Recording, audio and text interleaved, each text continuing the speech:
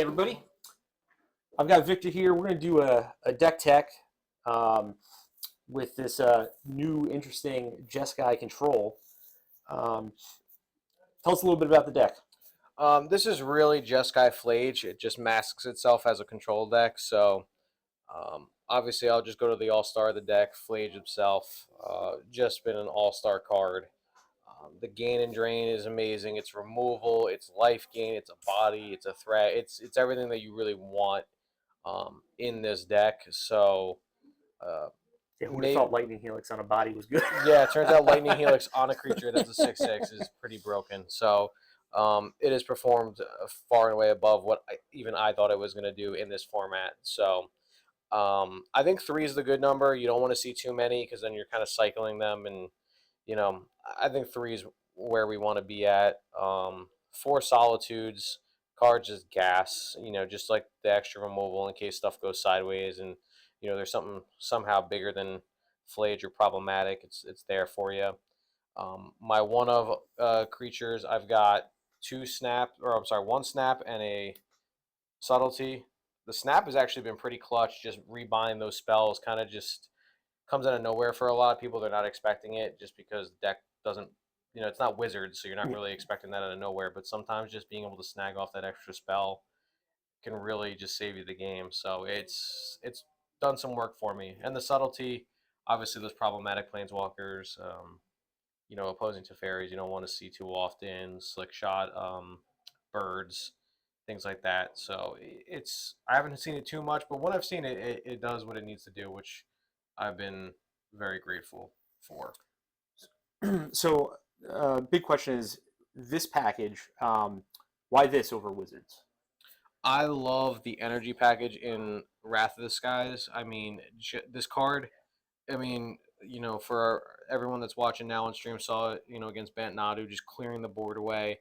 I got to play a couple matches off stream, and just the value that I can get from tune the narrative on turn 1 to just replace itself, plus give me that 2 energy, and then also synergizing with Galvanic Discharge, which is just, I mean, I thought Bolt was good, but this is Bolt to another level. So this removal suite to me is what makes me lean towards this. I don't know if Wizards is playing Wrath of the Skies. Maybe they are, maybe they're not. But I think this card is just winning me so many matchups because a lot of times there's going to be just situations where you only have a Solitude in play, but your opponent has a gummed up board. Usually it's not a 5-drop creature, so you just play this and you're usually going to have enough mana or have enough energy left over because for everyone at home, remember, you don't need to pay the X of the cost of the permanents. You just need to be able to pay that energy. So sometimes it can be 2 mana, wipe your opponent's board, swing with your Solitude. That is very powerful. The main difference, I believe, between the two lists, the list with the Wizards and the list with the Elementals, is just the Elementals are replaced, I believe. So you're usually missing the Solitudes and the Subtleties, and you have more Snapcasters, and you have the new Tamiya. Okay. Well, yeah. I'm poor. They do the Jeskai version runs Wrath of the Sky. Oh, it does. Okay. That card is good. It should. Incredible. I mean, if you are playing white and you're not Boros Energy, and even then maybe you do, but probably not. But if you're playing white, you should be playing Wrath of the Skies. Card's super cheap. It's like $2. Pick them up. Definitely recommended for anyone trying to play any sort of mid-range strategy right now. Out there. So another question for you. Tell us about your sideboard choices. Yeah. So obviously, for everyone at home, remember your sideboards are always going to look a little different because you got to prepare for the tournament you're going to be at. Around here, we've got a couple of Ruby Storm players, and we got Tron. So Dampening Sphere happens to be a really nice kind of catch between both. Just being able to, act as a functional Blood Moon against Tron, and then against Storm, just slowing them down. Really strong there. Dovin's Veto for those mid-range matchups where you're expecting opposing 1 rings or just a mirror match. Never a bad card to have. Kind of lets you just say, I'm going to win this stack war no matter what. Force Negations, I've been bringing those in as well in sort of these same mirror type matchups, and also just in decks where maybe I'm leaning towards needing to slam my Flage, but I also want to protect it. I'll usually kind of assess what deck they're playing, where if I know that they're going to use non-creature spells to do that, I'll bring in these Fawns to sort of be my backup so that way I can tempo-wise get my Flage in play quicker. but still have a free backup. So I've had that go off twice in this tournament alone, and then I did it another 2 or 3 times on Wednesday. So card's been great there. It's one of in the main as well. So eventually, especially in those matchups, I'll usually sometimes just bring out these guys and then just have the 3 force negations to kind of become Protect the King at that point. Consigned to Memory, great against Storm, great against Tron. Those are rough matchups in general, especially the Tron. There's so much cast triggers out there. That's usually controls Nightmare, but with Consign, being able to, stop those triggered abilities, we've gotten a new tool that really just makes that much more livable. The subtleties just it's actually not bad in the opposing, in the mirror. Titan, if you're playing against a Titan opponent, we got a couple people playing Shieldred. That's a brutal card sometimes, especially if I don't have the Galvanic available. So just bringing these in to sometimes buy that extra turn is so crucial. And especially with these free spells, a lot of times I'm usually slamming a ring on turn 4 because I'm trying to maximize on my ring opportunities, especially with running Minamo.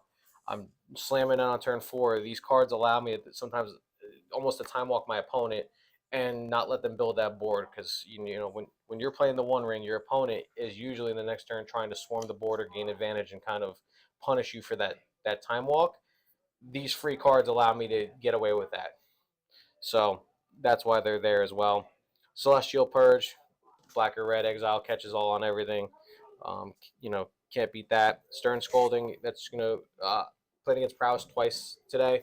Brought in against Prowess because, again, Delirium doesn't matter for the Darcys, even if it only counts when it's on the stack there. So counters pretty much every creature they've got. Against Yogg, if we're seeing Yogg in the room, really good there. It's even good against Storm, too, if you really wanted to bring it in. If you found some cards that you weren't thrilled with, they counter that. And then we got the one of Soul Guide Lantern to sort of just hate out the opposing graveyards.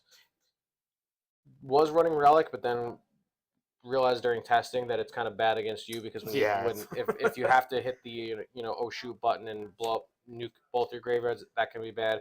Soul Guide Lantern, the better of the two, because it does allow you to nuke only your opponent's graveyard. And if you end up in a situation where you need a card, gets you a card too. Yeah, literally redraws itself if you deal with the one problematic. If there's only one problematic card, say you snipe an opposing Flage and they got nothing else, and now you want to cash that in, you can absolutely do that. Another card that's been kind of sick. It happened to me on stream, and I made fun of it. But now the card been playing with it is Invert Polarity. That counter or flip deal is not bad at all. You benefit no matter what. So yeah, that's the deck. All right, one last question for you. Yeah. What do you think was your favorite play this week?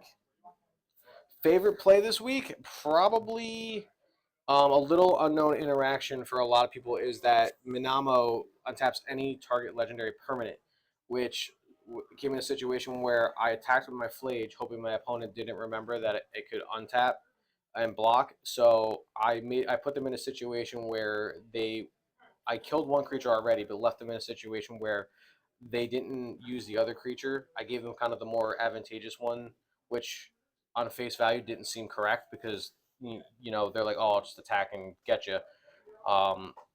Luckily, they didn't realize the interaction, didn't see it coming, so I was able to untap the Flage and block, and I got supreme value for all of it. Yeah, giving Flage essentially semi-vigilance sounds pretty awesome.